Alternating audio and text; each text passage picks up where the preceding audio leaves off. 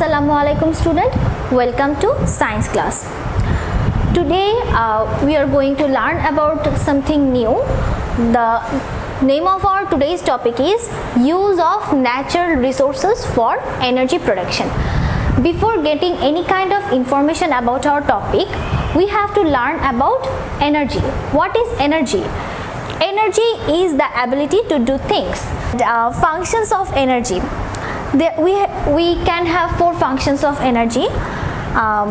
We can move something with the help of energy, that I am moving my book. And number two is we can make sound. I am talking to you, so I am spending my energy and making sound. We can produce heat with the help of energy, and we can also produce light. For example of these two things, if we can rub our hand, then we are producing energy, we are producing heat energy.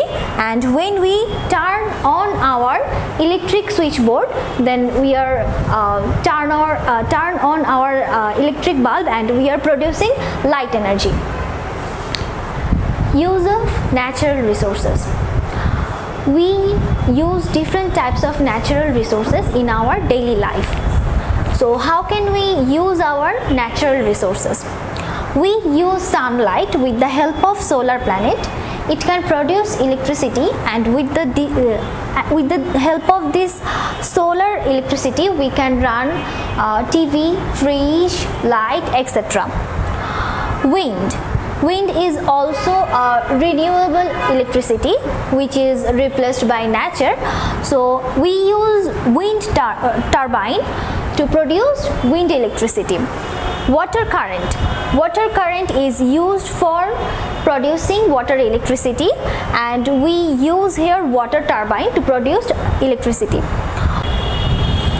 And our last type of energy resource is oil, coal, natural gas.